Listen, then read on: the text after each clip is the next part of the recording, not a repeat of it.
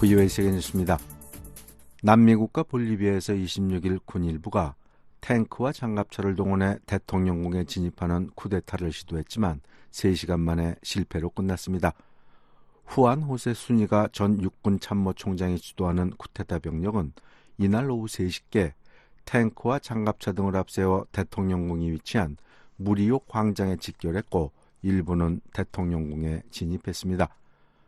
순이가 장군은 대통령궁에서 수년간 엘리트 집단이 국가를 장악하고 조국을 붕괴시켰다며 우리 군은 민주주의 체제를 재구성해 국가를 일부 소수의 것이 아닌 진정한 국민의 것으로 만들려고 한다고 말했습니다.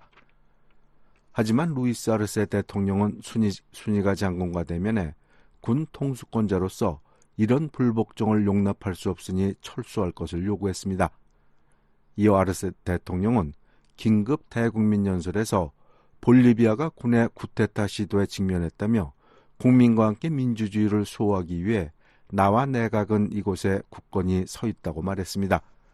그는 그러면서 군지휘부 3명을 즉각 교체했습니다. 쿠데타군은 결국 이날 오후 6시께 무리오 광장을 떠났고 쿠데타 시도는 실패로 끝났습니다. 이어 아르세 대통령은 대통령궁 발코니에 모습을 드러냈고 시민들은 대통령 지지 구호를 외치며 환호했습니다.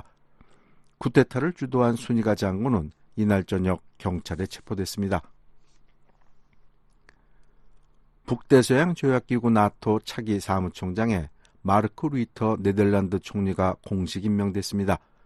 나토 32개 회원국 대사들은 26일 벨기에 브뤼셀에서 열린 회의에서 만장일치로 루이터 총리를 차기 나토 사무총장으로 결정했습니다. 루이터 차기 사무총장은 옌스 스톨텐베르크 전 사무총장의 임기가 끝나는 10월 1일 공식 취임합니다. 루이터 총리는 임명 발표 직후 소셜미디어 X를 통해 자신이 나토 사무총장이 되는 것은 엄청난 영광이라고 소감을 밝혔습니다. 이어 나토 동맹은 우리 집단 방위의 초석이며 앞으로도 계속 그럴 것이라며 이 조직을 이끄는 것은 내게 가볍지 않은 책무라고 말했습니다. 한국통일부가 27일 2024 북한 인권 보고서를 발간해 공개했습니다. 이번 보고서는 작년 보고서의 근간이 된 탈북민 508명의 증언에 지난해 조사한 141명의 증언을 추가해 이를 바탕으로 만들어졌다고 통일부는 밝혔습니다. 특히 최근 북한이 반동사상문화 배격법을 적용해 주민들을 공개 처형한 사례를 보고서에 처음 수록했다고 설명했습니다. 보고서는 탈북민의 증언을 토대로 2022년 황해남도해안 광산에서 22살 청년이 남한 노래 70곡과 영화 3편을 시청하고 이를 7명에게 유포했다는 이유로 공개 처형된 사례가 담겼습니다. 또 탈북민의 증언을 인용해 북한 당국이 반동사상문화 배격뿐만 아니라 청년교양보장법, 평양문화보호법 등을 내세워 적극적으로 주민 통제에 나서고 있다고 전했습니다. 보고서는 북한 당국이 주민들의 휴대전화를 수시로 검열해 주민들이 한국식 말투나 표현을 쓰는지 단속하고 있다고 밝혔습니다. 그 구체적인 사례로 결혼식에서 신부가 흰색 드레스를 입는 행위나 와인잔으로 와인 마시기, 또 장신구 여러 개를 착용하면 처벌을 받는다고 전했습니다. 아울러 사람의 성씨를 리가 아닌 이로 표기하는 행위 등도 반동사상 문화로 규정해 처벌하고 있다고 밝혔습니다. 이 밖에 보고서는 북중 국경에 70m 간격으로 경비대원이 배치됐으며 봉쇄구역에 진입하면 즉시 사살하라는 방침도 내려졌다고 전했습니다. 특히 2020년과 2021년 양강도와 자강도에서는 봉쇄 방침 위반자가 피격돼 사망하거나 총살된 사례도 3건이 수집됐다고 보고서는 전했습니다. 그동안 지연되어 온 이스라엘에 대한 미국의 무기 지원과 관련해 상당한 진전이 이루어졌다고 요아브 갈란트 이스라엘 국방장관이 26일 밝혔습니다. 갈란트 장관이 이날 워싱턴에서 제이크 설리반 백악관 국가안보 보좌관을 만난 뒤 기자들에게 미국의 지원과 관련해 상당한 진전이 이루어졌고 장애물이 제거됐다며 무기 공급 병목 현상이 해결됐다고 말했습니다. 지금까지 세계뉴스의 최원기였습니다.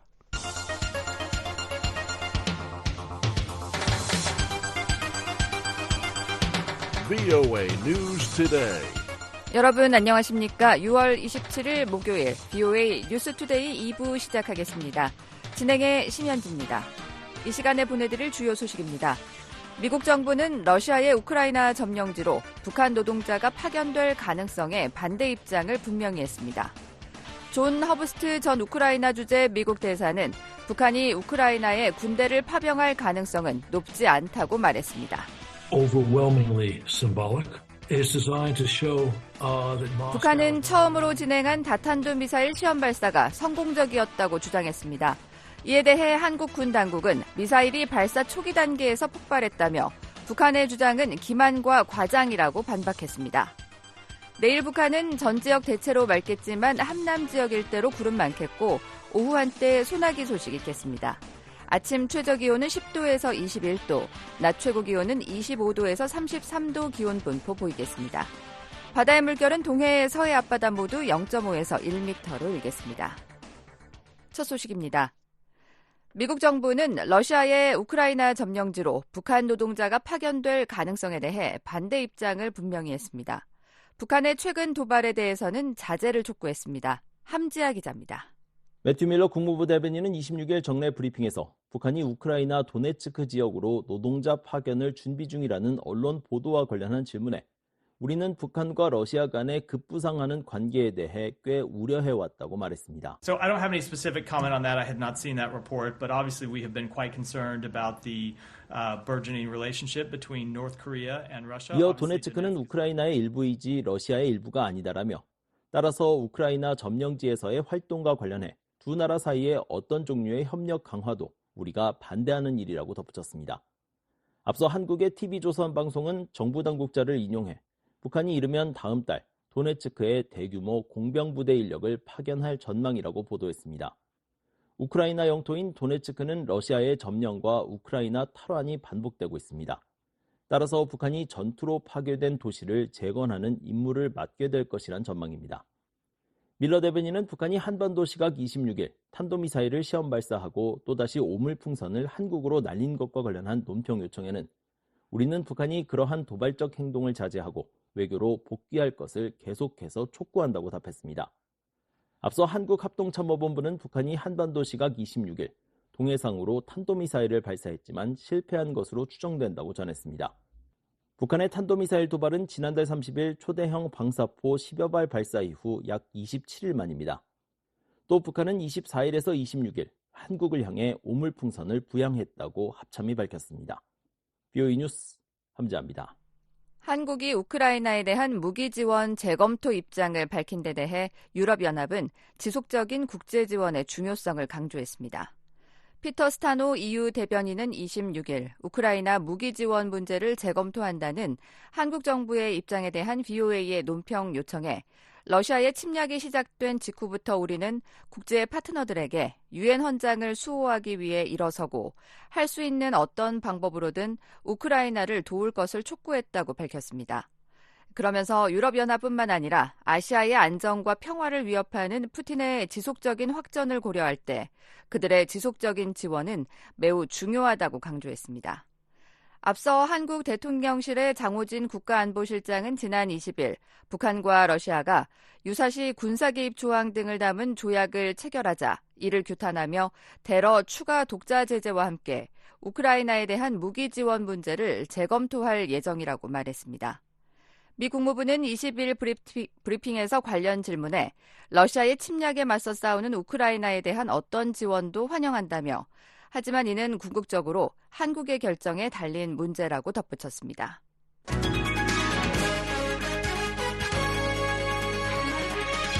북한이 우크라이나에 군대를 파병할 가능성은 높지 않다고 존 허브스트 전 우크라이나 주재 미국 대사가 말했습니다. 허브스트 전 대사는 26일 VOA와의 화상 인터뷰에서 러시아가 아직 그 정도로 절박한 상황은 아니라며 이같이 말했습니다. 아울러 러시아가 북한의 대륙간 탄도미사일 기술을 넘길 가능성에도 부정적인 입장을 보였습니다. 허브스트 전 대사는 한국은 자유세계에서 필요한 만큼의 무기를 생산하는 몇 안 되는 국가 중 하나라며 우크라이나를 지원할 충분한 능력이 있다고 평가했습니다. 이 밖에 미국 전술핵의 한국 재배치와 같은 새롭고 강력한 조치를 취하는 것이 미국과 한국의 안보에 중요하다고 강조했습니다. 허브스트 전 대사는 2003년부터 2006년까지 우크라이나 주재 미국 대사를 지냈고 이에 앞서 우즈베키스탄 주재 미국 대사를 지냈습니다. 조은정 기자가 허브스트 대사를 인터뷰했습니다. 허브스트 대사님, 북한과 러시아가 포괄적 전략 동반자 관계 조약을 체결했습니다. 우크라이나에는 어떤 의미가 있습니까?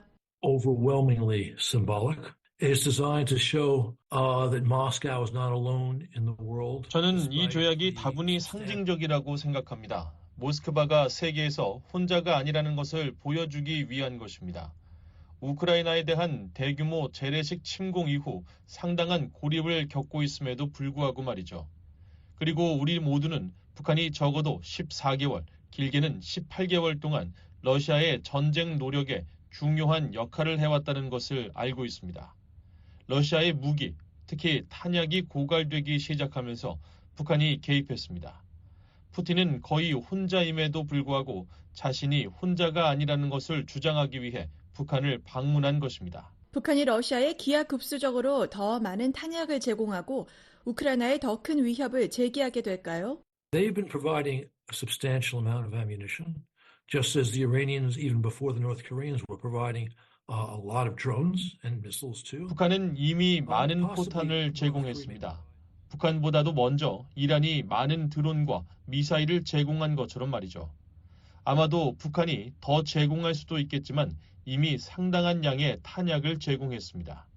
그렇기 때문에 푸틴의 방북이 화려한 행사를 넘어서는 새로운 것이 없다고 말하는 것입니다. 북한은 명백하게 전체주의적인 행사를 펼쳤습니다. 이것은 푸틴에게는 다소 굴욕적이거나 모욕적입니다. 하지만 푸틴은 자신이 혼자가 아니라는 것을 보여주기 위해 기꺼이 그 행사에 참여했습니다. 허브스트 대사님, 포괄적 전략 동반자 관계 조약에는 어느 한쪽이 무력 침공을 받아 전쟁 상태에 처하면 상대에게 지체 없이 군사적 원조를 제공한다는 내용이 담겼는데요. 북한이 우크라이나 전쟁에 병사를 보낼 수도 있다고 보십니까? I would never say that that cannot happen. And it's conceivable to see 그런 일이 일어날 수 없다고는 절대 말할 수 없습니다. 그리고 푸틴 대통령의 북한 방문이 그런 일이 일어날 수 있는 길을 준비하는 것으로 볼 수 있습니다. 그러나 그것은 긴장을 상당히 고조시킬 것입니다. 푸틴이 러시아 주요 도시에서 러시아 민족의 징병을 꺼려하기 때문에 추가 병력이 다소 필요하긴 하지만 아직까지는 북한에서 대리인을 부를 정도로 절실해 보이지는 않습니다. 또 중국이 북한군 파병을 좋아할지 모르겠습니다. 일어날 수는 있지만 가능성은 높지 않다고 생각합니다. 일부 미국의 군사 전문가들은 북한군이 러시아어를 못하기 때문에 파병돼도 큰 도움이 되지 못할 것이라고 말합니다. 또 패트릭 라이더 국방부 대변인은 내가 북한군 인사관리자라면 우크라이나에 대한 불법적인 전쟁에 내 병력을 총알바지로 보내는 선택에 의문을 제기할 것이라고 말했죠. there he's talking to the North Korean leadership. Everyone knows that Russian troops are sent to their death in kamikaze waves. 그건 북한 지도부한테 메시지를 보낸 거네요. 러시아군이 가미가제식의 자살 공격으로 죽음을 맞이하는 것은 모두가 알고 있습니다. 지금 평양 정권이 상당히 억압적이고 주민이나 군인들의 복지를 최우선으로 생각하지 않는 것은 사실입니다. 따라서 북한에서 자국민에게 하는 짓을 고려할 때 전쟁에서 학살을 자행할 가능성도 배제할 수 없습니다. 하지만 북한 병사들이 그런 식으로 죽는 것을 허용한다면 김 위원장에게는 매우 나쁜 모습이 될 것입니다. 전 세계가 볼 수 있기 때문입니다. 그리고 그가 자신의 정보를 잘 통제하고는 있지만 그 소식은 주민들에게 전해질 것입니다. 북한이 병사를 보내지 않을 중요한 이유 중 하나라고 생각합니다. 허브스트 대사님, 미국과 북대서양조약기구 나토 당국자들이 북한의 미사일이 우크라이나의 방공체계를 압도할 수 있을 것으로 우려한다는 보도가 몇 달 전에 나왔습니다. 푸틴 방북 이후 북한이 러시아에 더 많은 미사일을 보낼까요? If North Korea were to send missiles in bulk to Russia, that would be add to 북한이 러시아에 미사일을 대량으로 보낸다면 이미 심각한 우크라이나의 방공 문제를 더욱 악화시킬 것입니다. 바이든 대통령은 주요 7개국 G7 정상회의에서 젤렌스키 대통령과 함께 우크라이나가 매우 짧은 기간에 패트리엇 포대 5기를 받게 될 것이라는 성명을 냈습니다. 매우 긍정적이며 환영할 만한 조치입니다. 그렇게 된다면 러시아가 우크라이나에 피해를 입힐 능력이 크게 떨어질 것입니다. 앞으로 북한에서 대량의 미사일이 전달된다면 러시아가 우위를 회복하는 데 도움이 될 수 있습니다. 북한이 얼마나 많은 미사일을 포기하고 러시아에 넘길지 모르겠지만 확실히 그 가능성을 배제할 수 없습니다. 허브스트 대사님, 한국 정부는 북러 정상회담 이후 우크라이나에 대한 살상 무기 지원을 검토하겠다고 밝혔습니다. 미국과 나토 국가들의 우크라이나 무기 지원 노력에 얼마나 도움이 될까요? Korea is one of the few countries in the non-authoritarian world, in the free world, who have a arms industry producing pretty much what 한국은 자유세계에서 무기 산업을 통해 필요한 만큼의 무기를 생산하는 몇 안 되는 국가 중 하나입니다. 미국은 충분히 생산하지 못하고 있습니다. 유럽의 동맹국들은 모두 합쳐도 우리보다도 적은 양을 생산하고 있습니다. 따라서 한국은 우크라이나를 지원할 수 있는 능력을 가지고 있다고 생각합니다. 그리고 이미 우크라이나에 무기를 제공하고 있다는 보도도 있습니다. 그래서 저는 이런 일이 일어날 가능성이 높다고 생각합니다. 한국 지도부는 멀리 내다봅니다. 미국의 정치인들과 전문가로 추정되는 사람들의 무지한 발언에 대응해 한국 정부는 몇 달 동안 중국의 타이완 공격을 막기 위해서는 푸틴이 우크라이나 전쟁에서 지는 것이 중요하다고 말했죠. 또 그 통찰력에 따라 행동했습니다. 북한은 러시아에 대한 전쟁 지원을 이미 상당히 하고 있지만 더 크게 늘릴 것이라고 생각합니다. 한국은 우크라이나에 그보다 훨씬 더 많은 것을 제공할 것입니다. 전문가들은 북한의 러시아 지원보다는 러시아가 북한에 제공할 첨단 군사 기술을 더 우려합니다. 푸틴이 어느 선까지 갈까요? 핵 소형화 기술도 줄까요? I don't know the answer to that question. My understanding is that the greater concern is not with nukes, but with missiles. 그 질문에 대한 답은 모르겠습니다. 제가 알기로는 더 큰 문제는 핵이 아니라 미사일입니다. 북한은 수천 킬로미터를 날아가는 미사일을 생산할 수 있지만 대륙간 탄도미사일은 생산하지 못합니다. 수만 마일을 날아가는 미사일을 정확도 있게 생산할 수 있는 능력은 없습니다. 모스크바는 분명히 능력을 가지고 있습니다.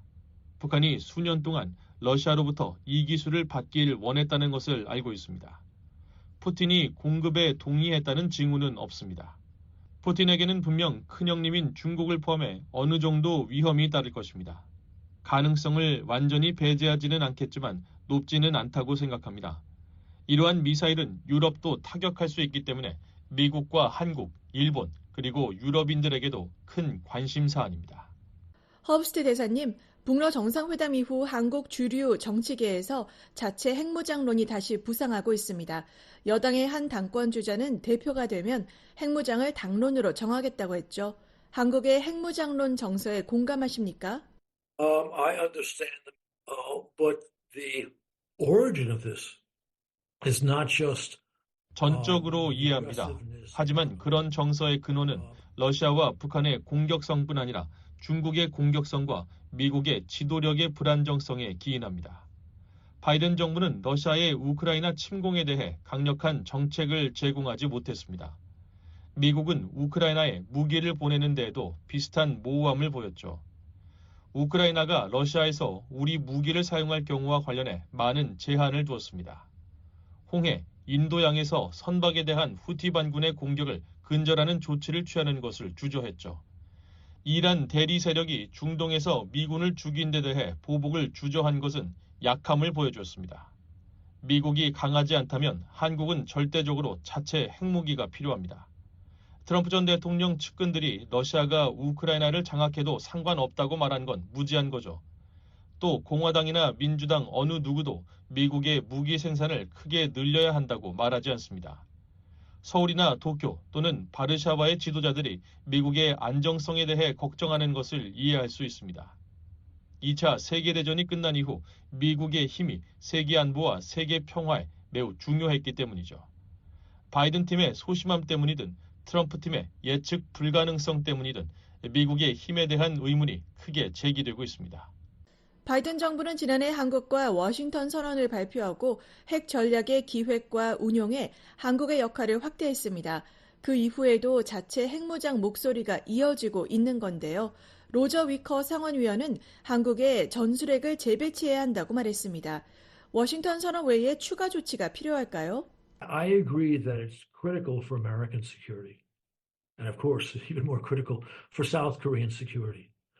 For the United States to take a clear, 미국이 한국을 침략으로부터 보호하겠다는 우리의 결의를 강조하면서 분명하고 새롭고 강력한 조치를 취하는 것이 미국의 안보에 중요하고 한국의 안보에도 훨씬 더 중요하다는 데 동의합니다. 그리고 전술핵에 대한 상원의원의 제안은 건전한 제안이라고 생각합니다. 다른 방법도 있을 수 있습니다. 한국 영토와 그 주변, 영공의 미 육군, 해군, 공군의 태세와 관련해서 말입니다. 정확한 조치는 군사 전문가들에게 맡기겠지만 전술핵을 포함한 그런 것들은 확실히 타당하다고 생각합니다. 지금까지 2003년에서 2006년까지 우크라이나 주재 미국 대사를 역임한 존 허버스트 전 대사로부터 북러 정상회담과 안보조약이 미치는 여파에 대해 들어봤습니다. 인터뷰의 조은정 기자였습니다. 미국 전문가들은 미한 동맹이 훨씬 더 강력하다며 최근 북한과 러시아의 상호 방위조약 체결에 과잉 대응할 필요는 없다고 말했습니다. 미한 동맹의 확장 억제력을 한층 강화해야 한다는 제언도 나왔습니다. 안준호 기자입니다. 게리 세이모어 전 백악관 대량살상무기 조정관은 26일 최근 북한과 러시아의 상호 방위조약 체결 등과 관련해 지나치게 우려할 필요는 없다고 말했습니다. 세이모어 전 조정관은 우리는 북러 간 새로운 관계에 관한 전체 내용을 알지 못하고 특히 러시아가 북한에 어떤 종류의 군사적 지원을 제공할지 모른다면서 이렇게 말했습니다. 이어 미한 동맹은 북러 관계보다 분명히 훨씬 더 강력하다면서 특히 미국은 한반도에 2만 8천 명의 병력을 주둔시키고 있으며 미한 양국은 긴밀한 협력과 정보 공유, 합동 군사훈련을 진행하고 있다고 강조했습니다. 그러면서 러시아와 북한 사이엔 그런 것이 없다면서 따라서 푸틴의 평양 방문과 양국이 체결한 새로운 방위 조약이 얼마나 중요한 의미를 가질지 아직 알 수 없기 때문에 지나치게 우려할 필요는 없다고 부연했습니다. Nothing like that exists between Russia and North Korea, so I don't think we should be too alarmed. 북한이 러시아에 탄약을 제공하고 러시아는 북한에 석유와 식량을 제공하고 있다는 사실은 알고 있지만 그 이상으로 러시아가 북한에 첨단 군사 기술 측면에서 무엇을 제공하고 있는지 그것이 한반도의 군사적 균형에 실제로 변화를 가져올 수 있을지는 확실히 모른다는 겁니다. 세이모어 전 조정관은 미한 양국은 지난해 조 바이든 미국 대통령과 윤석열 한국 대통령이 합의한 워싱턴 선언에 따라 동맹을 계속 강화해 나가고 있다고 말했습니다. 또 미국과 한국, 일본 3국이 최초로 공중, 수중, 해상, 사이버 등 다양한 영역에서 동시다발적으로 진행하는 군사훈련인 프리덤 엣지 훈련 등이 강력한 대북 확장 억제력을 보여주고 있다고 평가했습니다. 이어 우리가 지금까지 해왔고 이제까지 북한이 한국에 대한 중대한 공격을 하지 못하도록 억제하는 데 매우 효과적이었던 것을 계속해야 한다면서 북한이 더 큰 위협이 되는 행동을 하지 않는 한 미한 동맹은 북한의 위협을 억제하는 측면에서 매우 효과적이라고 말했습니다. I think we need to continue to do what we have been doing. And so far, that has been very effective in terms of deterring North Korea. 에반스 리비어 전 국무부 동아태 담당 수석 부차관보는 이날 북한과 러시아의 행동과 선언은 미한 동맹의 힘과 결속을 시험하기 위한 것이라며 그렇기 때문에 미한 양국이 빈틈없고 강력한 파트너십을 보여주는 것이 중요할 것이라고 말했습니다. 또 미한 양국은 새로운 북러 구도의 행위에 겁먹거나 위축되지 않을 것이란 것을 보여줘야 한다고 말했습니다. 이어 미한 연합 억제력은 강력하고 신뢰할 수 있다면서 두 동맹은 양국의 동맹 파트너십이 모든 잠재적 도전에 대처할 수 있다고 확신할 수 있다고 말했습니다. 한미연합사 작전참모를 역임한 데이비드 맥스웰 아태전략센터 부대표는 이날 BOA와의 전화통화에서 북러의 조약 체결이나 위협에 대응할 이유도 없고 과민 반응해선 안 된다고 말했습니다. 이어 영내에서 미국이나 한국의 이익에 반하는 북한의 어떠한 행동도 억제할 수 있는 높은 수준의 준비태세를 계속 유지해야 한다고 강조했습니다.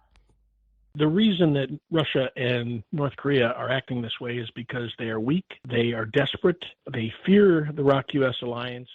맥스웰 부대표는 김정은의 모든 정치전과 협박 외교, 첨단 무기 개발은 미한 동맹을 약화시키고 분열을 일으켜 미군을 한반도에서 몰아내려는 것이라고 진단했습니다.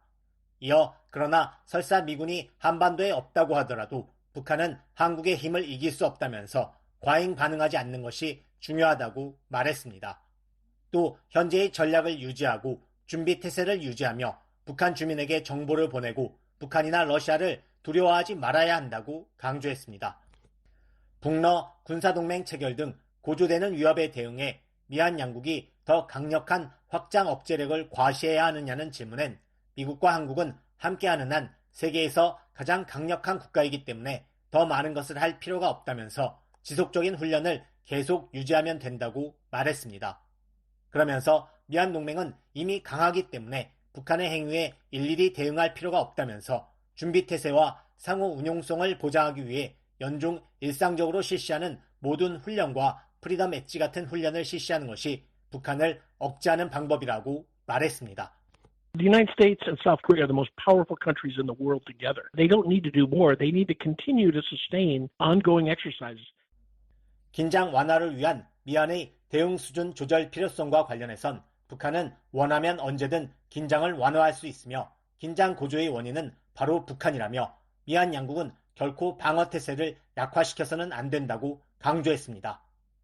로버트 랩슨 전 주한미국 대사대리는 미국의 대북 확장 억제력과 관련해 시어도어 루스벨트 항공모함의 부상 기항은 시의적절하게 미국이 한국을 안심시키고 확고한 대북 억제 메시지를 전달할 수 있는 기회였으며 윤석열 대통령은 이를 최대한 활용해 항공모함을 직접 방문했다고 말했습니다.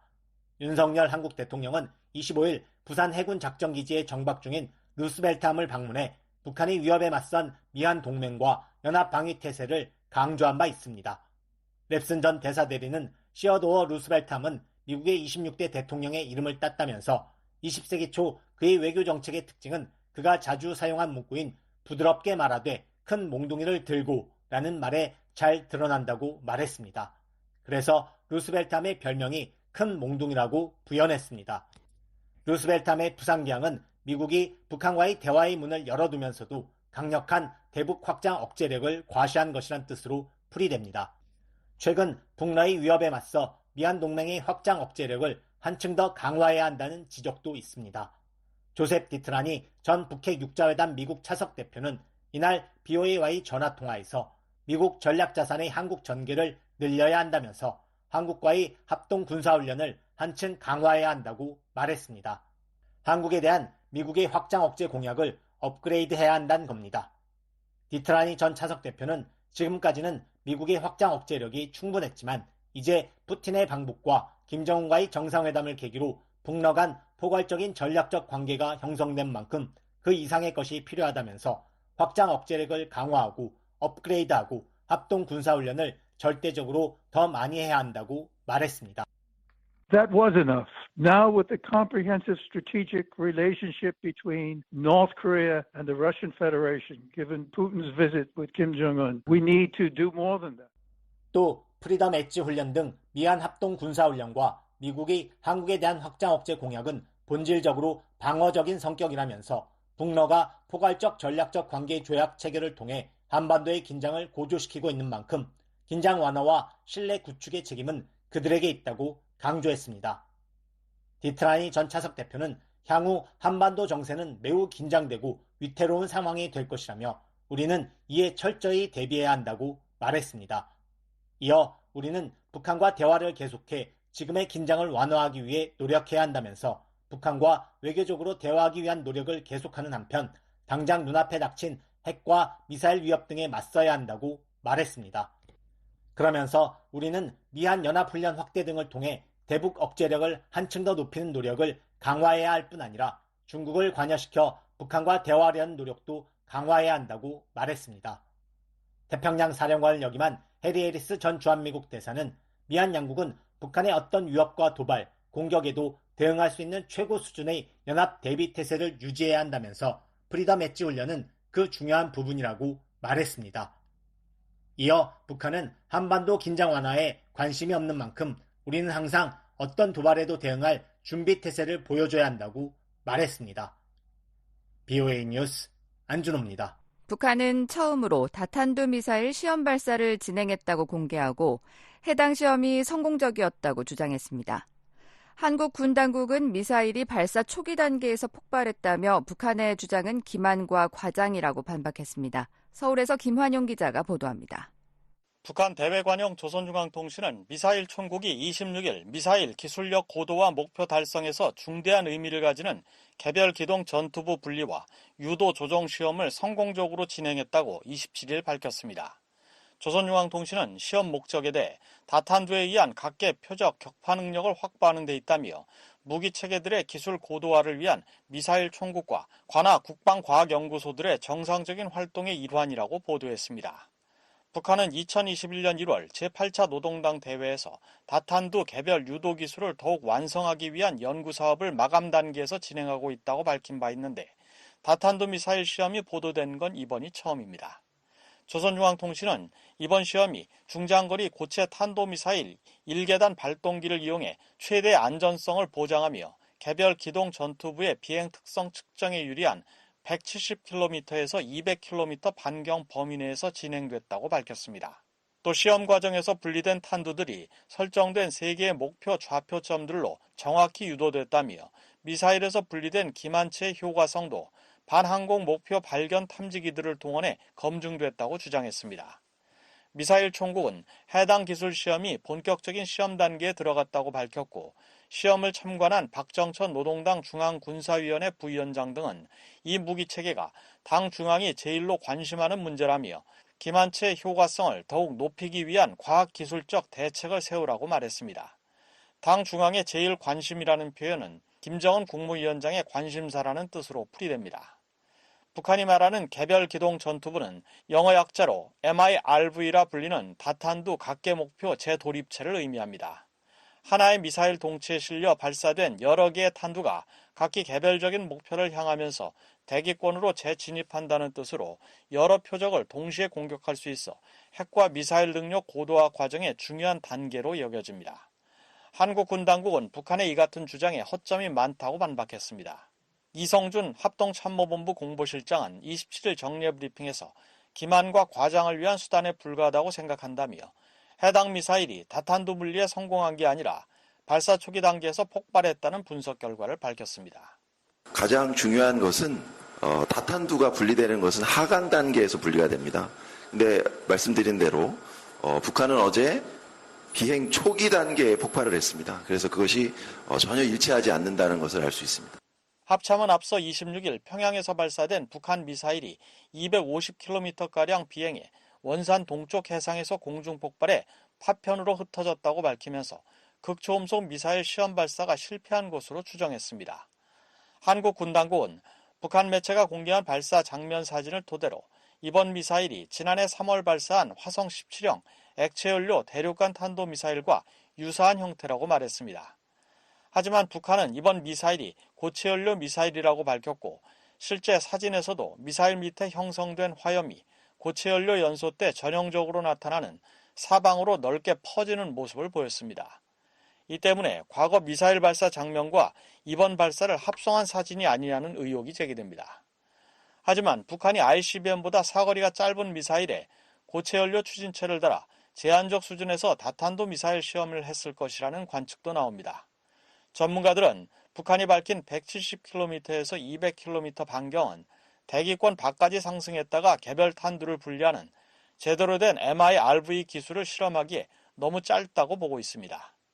일본 당국은 북한 미사일의 정점 고도가 100km 수준이었다고 밝혔는데 이 또한 MIRV를 실험하기엔 낮습니다. 한국의 민간 연구기관인 아산정책연구원 양옥 박사는 북한의 기존 ICBM 시험 발사 방식인 고각 발사로는 정상각도 발사 때의 다탄두 능력을 검증하기 어렵다고 밝혔습니다. 이 때문에 일단 고체연료 엔진만으로 추력을 줄여 시험했지만 이는 대기권 밑에서 이루어지는 시험이라는 한계가 있다고 양 박사는 설명했습니다. 문제는 대기권에 진입하면서 받는 여러 가지 악조건들을 극복했는지는 평가할 수 없다는 점입니다. 즉 대기권 내에서 다탄두의 비행을 모사하는 데는 성공했기 때문에 제한적 성공으로 볼 수 있지만은 결국은 대기권 내에 추가적 시험 비행이 필요할 것으로 보여집니다. 장영근 한국국가전략연구원 미사일센터장은 실제 ICBM에서 요구되는 고도에서 충분한 유도 제어 능력을 갖춘 MIRV 시험을 모사한 것으로 보기 어렵다며 북한은 저고도에서 개발 중인 후 추진체의 유도 제어 시스템 능력을 검증하는 게 1차적 목표로 보인다고 분석했습니다. 북한이 화성 17형과 화성 18형 등 기존 ICBM에 탑재할 MIRV 능력을 확보하기 위해 낮은 고도에서 PBV 기술 등에 국한한 시험에 나선 것일 수 있다는 설명입니다. 권용수 국방대 명예교수는 북한의 MIRV 기술 수준이 요소 기술을 넘어 시스템 성능을 테스트하는 단계로 들어간 것으로 보인다며 북한은 ICBM 정상각도 발사가 어렵지만 앞으로 사거리 1000km 정도 내에서 고도를 높이는 추가 시험 발사에 나설 것으로 내다봤습니다. 북한의 다탄두 미사일 기술이 ICBM에 적용될 경우 미국도 무시할 수 없는 위협이 될 것이라는 관측입니다. 미사일 한 발로 워싱턴과 뉴욕 등 주요 도시를 동시에 타격할 수 있기 때문입니다. 권용수 명예교수입니다.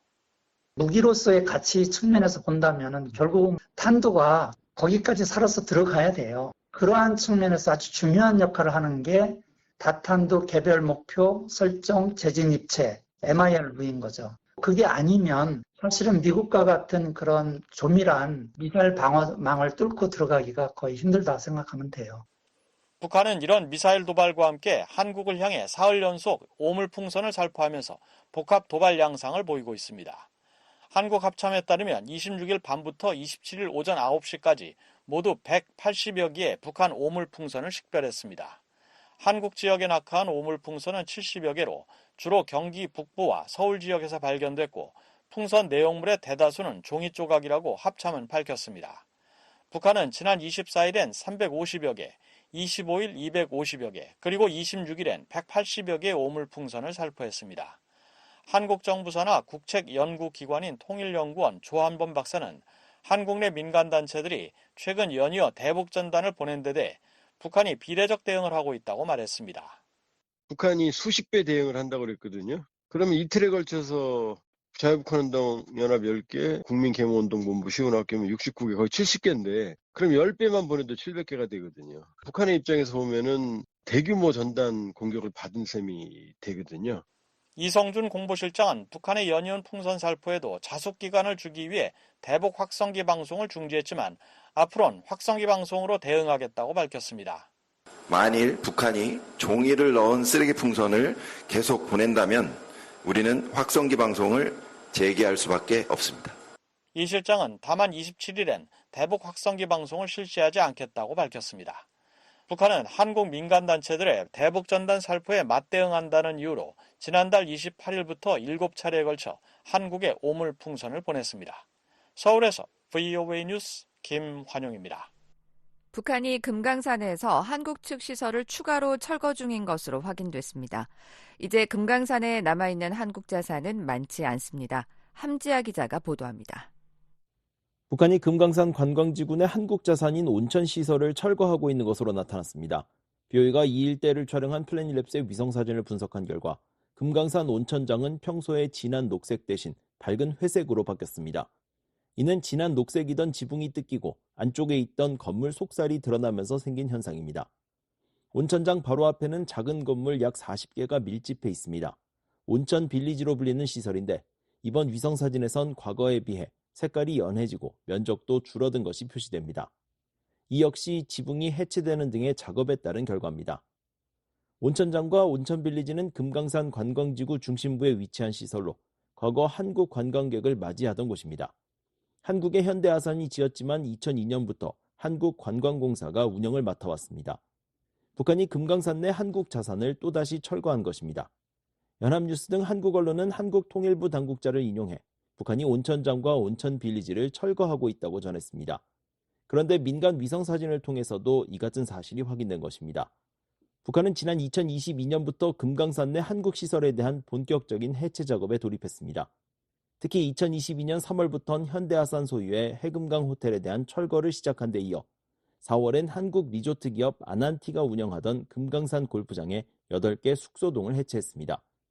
또 같은 해 8월부터는 한국 정부 소유의 온정각과 구룡 빌리지, 금강산 펜션타운 등을 철거했습니다. 이후 고성항 횟집과 문화회관, 소방서 건물 등 한국 자산이 하나씩 사라졌습니다. 이에 따라 현재 금강산 관광지구에서 온전한 건물 형태를 유지 중인 한국 자산은 이산가족 면회소와 금강산 골프장의 클럽하우스 등 일부에 불과합니다. 하지만 북한이 한국 측 시설에 대한 해체를 지속하고 있는 만큼 나머지 건물들도 조만간 철거될 것으로 예상됩니다. 앞서 김정은 위원장은 2019년 10월 금강산을 시찰한 뒤 보기만 해도 기분이 나빠지는 너절한 남측 시설을 싹 드러내도록 하라고 지시한 바 있습니다. BOE 뉴스 함지아입니다. 바이든 행정부는 인도 태평양 지역에서 동맹 강화를 위해 매우 많은 일을 해왔다고 백악관이 밝혔습니다. 한국 등 동맹과의 협력은 타이완 문제 관련 현상 유지를 위해 중요하다는 점도 강조했습니다. 이조은 기자입니다. 존 커비 백악관 국가안보소통보좌관은 26일 바이든 대통령과 그의 팀은 인도태평양에서 우리의 동맹과 파트너십을 강화하는 측면에서 정말 많은 일을 해왔다고 말했습니다. So an awful lot of work has been done by President Biden and this team in terms of shoring up our alliances and partnerships in the Indo-Pacific. 커비 보좌관은 이날 온라인 브리핑에서 타이완 해협에서 군사 충돌이 발생할 경우 미국이 타이완 방어를 위해 필리핀 내 미군 기지를 활용할 가능성에 대한 질문에 답하는 과정에서 이같이 밝혔습니다. 이어 바이든 정부가 동맹 강화에 많은 노력을 기울이는 이유는 우리가 충돌을 원하지 않으며 스스로를 보호하며 동맹을 방어할 수 있는 능력을 갖추고 있다는 것을 분명히 하기 위해서라고 강조했습니다. 실제로 바이든 행정부는 영내 부상하는 중국의 영향력을 견제하기 위해 출범 초기부터 한국, 일본과의 양자 관계는 물론 미한일 3국 관계를 강화하는 데 적극 나서는 등 영내 동맹 및 파트너십 복원에 중점을 둔 외교 정책을 펼쳐왔습니다.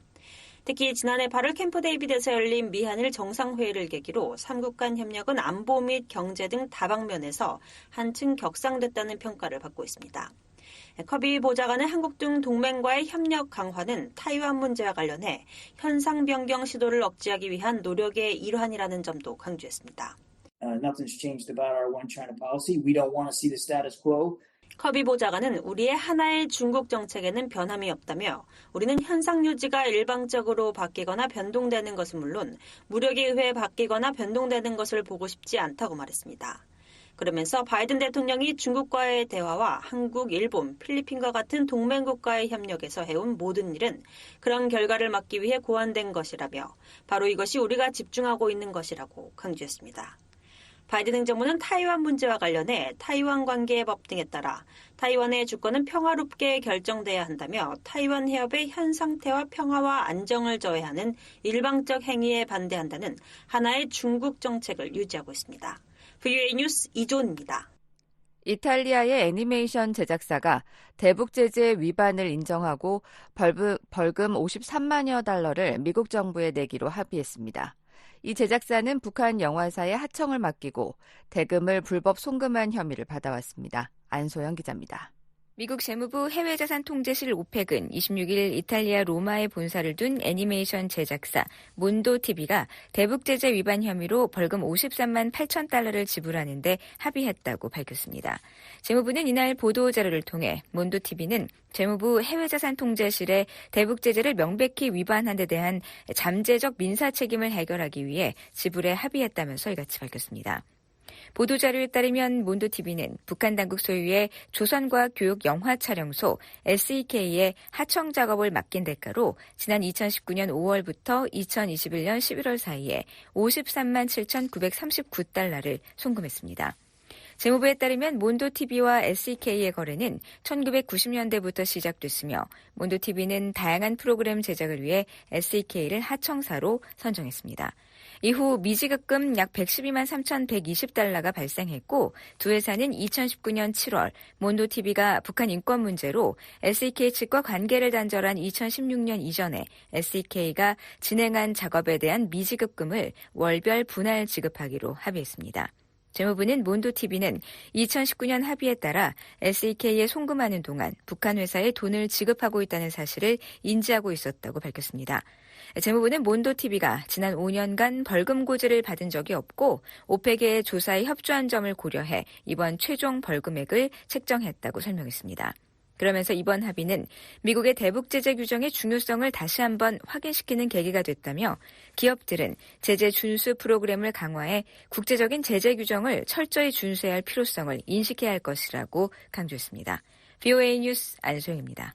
미국 국무부가 종교자유 탄압 실태를 비판하면서 상황의 변화가 전혀 없다고 지적했습니다.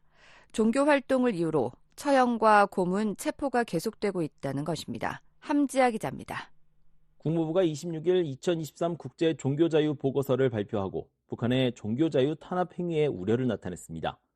국무부는 북한 헌법은 종교가 외세를 끌어들이거나 국가 또는 사회 질서를 해치는 구실로 삼아서는 안 된다는 조항과 함께 주민들의 종교의 자유를 보장하고 있다고 밝혔습니다. 그러나 실제로는 종교의 자유가 없는 것은 물론 종교 활동을 이유로 주민들에게 탄압이 가해지고 있는 상황을 보고서 북한 편에 상세히 담았습니다. 국무부는 보고서에서 북한 정권이 거의 모든 종교 활동에 관여하는 개인을 계속해서 처형하고 고문하며 체포하고 신체적으로 학대한다는 보고가 있다고 밝혔습니다. 이어 북한에서 사상과 양심, 종교의 자유에 대한 권리가 계속 거부되고 있으며 당국에 의해 허용되는 대안적 신념 체계도 없다는 유엔 사무총장의 2022년 유엔 총회 보고서를 언급하면서 이후에도 상황이 변하지 않았다는 소식통들의 평가가 있다고 전했습니다. 보고서는 정부와 비정부 기구, 국제기구 등의 조사 내용을 인용하는 방식으로 북한 당국의 종교 탄압 실태를 자세히 전했습니다. 특히 한국의 민간단체인 북한인권정보센터가 탈북민 등을 조사한 내용을 토대로 1,411건의 종교 탄압이 북한 내에서 자행되고 종교와 관련해 126건의 살인과 94건의 실종 사건이 있었다는 사실을 지적했습니다.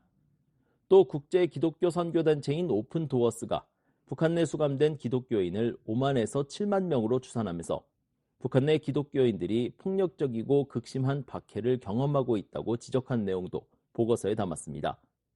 아울러 북한 정부가 종교 자유를 절대적으로 부인하고 있으며 종교적 신념을 이유로 자의적 구금, 고문, 비인간적 대우, 처형을 자행하고 있다는 영국 비정부 기구 코리아 퓨처의 평가도 전했습니다. 그 외에도 현재 한국인 선교사 3명이 간첩 및 모략 혐의로 북한에서 종신형을 선고받고 복역 중인 사실을 북한의 종교 탄압 사례로 제시했습니다. 현재 북한에는 김정욱, 김국기, 최춘길 선교사 등 최소 6명의 한국인이 억류돼 있습니다. 보고서는 북한이 지난 2001년 이후 계속해서 국무부의 종교자유 특별 우려국으로 지정돼 있다는 사실을 거론했습니다. 미국 정부는 지난 1998년 제정된 국제종교자유법에 따라 종교자유를 조직적으로 탄압하거나 위반하는 국가들을 특별 우려국으로 지정하고 있으며 미국 무역법은 이를 토대로 북한에 대한 제재 조치를 이어가고 있습니다. 토니 블링컨 국무장관은 이날 보고서를 발표하는 자리에서 여전히 전 세계 수백만 명의 사람들에게 종교의 자유가 보장되지 않고 있다고 지적했습니다. 그러면서 국무부의 종교자유 보고서는 종교를 믿거나 믿지 않을 권리를 포함해 모든 사람이 자신의 신념을 선택하고 실천할 수 있는 미래에 대한 비전을 제시한다고 말했습니다. This report advances our vision for a future where everyone is able to choose and practice their beliefs, including the right not to believe or ascribe. 이어 종교의 자유를 존중하는 것은 자유롭게 말할 권리와 평화롭게 집회할 권리, 정치에 참여할 권리 등 다른 권리를 강화한다며 이 보편적인 권리를 지키는 것은 사람들이 자신을 표현하고 자신의 잠재력을 최대한 발휘하며 지역사회에 온전히 기여할 수 있도록 힘을 실어준다고 강조했습니다. VOA 뉴스 함지아입니다. 미국의 세계적인 학술 교류 프로그램인 풀브라이트 장학생으로 선발된 탈북민이 지난 6년 동안 총 20명에 이르는 것으로 나타났습니다. 이 프로그램의 혜택을 받은 탈북민들이 한국 사회의 다양한 분야에서 역량을 펼치고 있습니다. 김영권 기자입니다. 풀브라이트 프로그램의 미한 교류 사업을 담당하는 한미교육위원단은 25일 2018년부터 2024년 현재까지 총 20명의 탈북민이 장학생으로 선발돼 미국에서 석사 또는 박사학위 과정을 이수했거나 진행 중이라고 밝혔습니다. 한미교육위원단의 김보람 담당관은 이날 VOA에 현재까지 석사과정 9명과 박사과정 1명의 장학생이 학위를 취득했다면서 전공은 금융, 공학, 국제정치, 저널리즘, 비즈니스 등으로 다양하다고 말했습니다. 그러면서 미국을 이해하는 한국 거주 탈북민 지식인을 배출한 성과가 있었다며 앞으로도 인문과 사회과학, 이공계 등 전 분야에 걸쳐 탈북민 장학생을 배출할 계획이라고 밝혔습니다. 한미교육위원단은 지난 2017년부터 탈북 청년 대학원 장학생 프로그램을 신설해 학문적으로 경쟁력이 있는 탈북 청년들에게 석사 또는 박사 학위 취득 기회를 제공하고 있습니다. 한미교육위원단은 또 풀브라이트를 통해 미국 학생들과 한국의 탈북민들이 쌍방향으로 소통하고 있다는 점도 강조했습니다. 김 담당관은 풀브라이트 미국인 장학 프로그램인 ETA 프로그램을 통해 한국에 온 미국 장학생들이 탈북민들을 위해 영어 교사로 봉사하고 있다고 전했습니다. 그러면서 개인 교습을 통해 영어와 미국 문화를 접한 탈북민들이 미국 유학의 꿈도 키울 수 있길 기대하고 있다고 말했습니다. 한미교육위원단에 따르면 탈북민 장학생은 지난 2018년 5명, 19년 4명, 2020년 1명, 2021년 3명, 2022년 2명, 지난해 5명이 선발되었습니다. 이 혜택을 받아 미국에서 공부한 탈북민들은 한국에 돌아가 활발히 활동하고 있습니다. 탈북민 김성열 씨는 지난 2022년 미국 시러큐스 대학원에서 국제관계학 박사학위를 취득한 뒤 한국 부산외국어대학교의 정교수로 채용돼 지난 가을 학기부터 학생들을 가르치고 있습니다. 또 탈북민 김미연 씨도 지난해 뉴욕대 대학원에서 국제관계학 석사 학위를 받은 뒤 서울의 한 미국계 회사에 근무하고 있습니다. 김미연 씨는 26일 VOA에 풀브라이트 장학 제도를 통해 다방면에서 큰 도움을 받았다면서 자부심을 느낀다고 말했습니다. 그 금전적인 그런 당연히 컸고 이제 풀브라이트라는 자부심이 가장 큰 것 같고요. 미국에서도 풀브라이트라고 했을 때 어느 정도 보장이 된다고 해야 되나? 그 사람에 대한 그런 부분들이 좋았던 것 같고, 그리고 이게 지역마다 풀브라이터들만의 또 모임이 되게 많았어요. 세계 각국에서 모인 풀브라이터들. 그래서 그 사이 그들끼리 정보 교환이나 네트워킹도 많이 하고 소속감이 생기는 느낌이죠. 미국 동부의 한 대학원에서 갈등 분석 해결학 박사 논문을 준비 중인 이성주 씨는 앞서 VOA에 풀브라이트 장학 프로그램이 공공외교 차원에서 미국과 탈북민들에게 모두 유익이 된다고 말했습니다. 그러면서 과거 한국의 많은 인재가 이 장학금을 받아 미국에서 공부한 뒤 한국의 발전과 미한동맹에 기여한 것처럼 탈북 청년들도 향후 북한에서 그런 역할을 수행할 수 있길 기대한다고 밝혔습니다. 모든 사람들이 다 받는 그런 기회도 아니고 그러다 보니까 또 거기에 대한 이제 공부가 끝나면 앞으로 그 책임감이라든지 그 고향에 변화시키는데 뭐 기여를 해야겠다라는 그런 또 의무감도 더 많이 생기는 것 같아요. 풀브라이트 장학 프로그램은 1946년 미국 정부의 기금으로 시작됐습니다.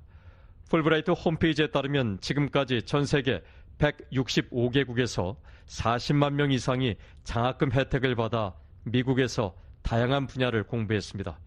이 가운데는 지난해 기준 피얼리처상 수상자 89명, 노벨상 수상자 61명, 전현직 국가 원수와 정부 수반 40명이 포함되어 있습니다. 한국은 지난 1961년부터 장학금 혜택을 받기 시작했고 지금은 한국의 비약적인 경제 발전으로 인해 미국과 한국 정부가 같은 비율로 재정을 지원하고 있습니다. 한미교육위원단에 따르면 작년 말까지 총 7,600여 명의 한국인과 미국인이 해당 장학금 혜택을 받았습니다. 풀브라이트 탈북민 1호 박사인 김성열 부산외대 교수는 VOA에 학비와 생활비 걱정을 할 필요가 없다는 것을 이 프로그램의 가장 큰 장점으로 꼽으면서 탈북 청년들에겐 큰 특권이라고 설명했습니다. 풀브라이트는 기본적으로 굉장히 유명한 미국의 국무부 장학금이고 그거에 받고 미국에서 공부한다는 것 자체는 그 프리빌리지가 뭐 장난 아닌 거죠. 우리 특히 북한에서 온 청년들에게는 이제 어학연수 공부할 수 있는 기간이 있고 거기에서 이제 영어를 좀 더 다져서 이제 뭐 석사든 박사든 미국 대학에서 공부를 한다는 게 가장 큰 장점이고 특히 뭐 탈북 청년들 같은 경우는 북한에서 민주주의니 자유시장 경제니 뭐 디마크리시 밸류에 대해서 잘 모르잖아요. 그러니까 이제 이런 과정을 통해서 밖에서 그런 것들을 배우게 되는 거죠. 한미교육위원단이 올해 공개한 장학금 안내서에 따르면 석사과정 장학생에겐 대학에 따라 연간 학비 2만에서 5만 5천 달러, 생활비 월 2,800달러에서 4,300달러가 제공됩니다. 아울러 가족이 있으면 수당을 추가로 지급하고 의료보험과 왕복 항공료는 별도로 지급합니다. VN뉴스 김영권입니다. 지금까지 VOA 뉴스투데이 2부를 들으셨습니다. 잠시 후에는 역사 속 오늘 세계 뉴스에 이어 여기는 워싱턴입니다가 방송됩니다. 이 시간은 지구촌 오늘과 아메리카나우 그리고 주간 프로로 탈북민의 세상 보기가 방송됩니다. 여러분의 많은 애청 바랍니다.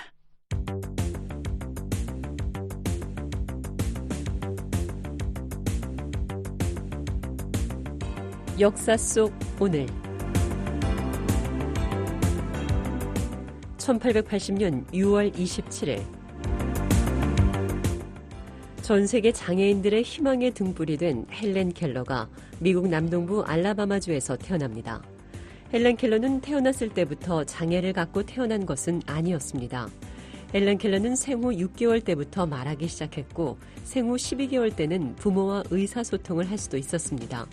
하지만 헬렌 켈러는 생후 19달을 지나면서 병을 앓게 됐고 그로 인해 보지도 못하고 듣지도 못하며 말도 못하게 됩니다.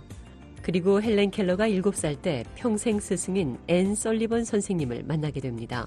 설리번 선생은 헬렌 켈러에게 말할 때 나오는 소리의 진동을 느끼게 함으로써 말하는 방법을 가르쳤습니다. 그리고 이 방법은 효과를 내게 됩니다.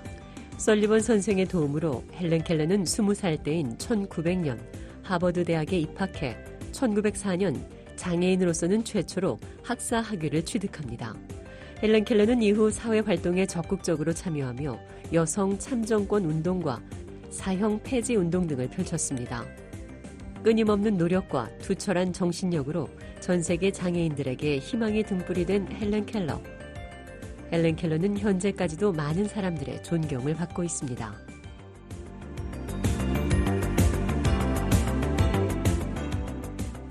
(1844년 6월 27일) 몰몬교를 장시한 조셉 스미스가 살해당합니다. 미국 중서부 일리노이주의 한 마을에서 발발한 종교 폭동 와중에 폭도들에 의해서 살해당한 것입니다. 조셉 스미스는 원래 기독교인이었습니다.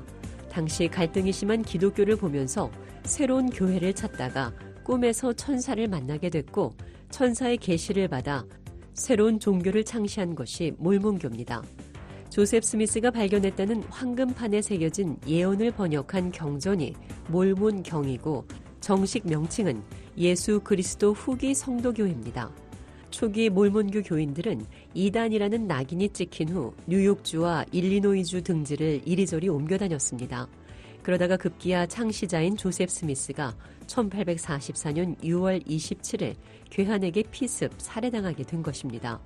그러자 그의 후계자로 뽑힌 브리검 영이 1846년 몰몬교 교인들을 이끌고 동부를 떠나 서부로 집단 이동을 합니다.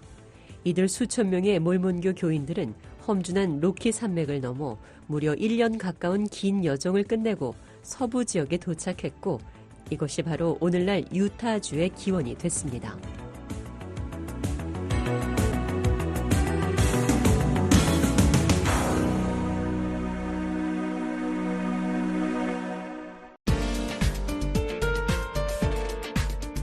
듣고 싶은 방송을 놓치셨나요?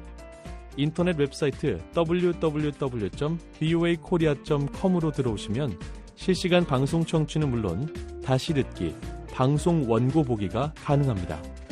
VOA 방송 웹사이트 www.voakorea.com에 많은 이용 바랍니다.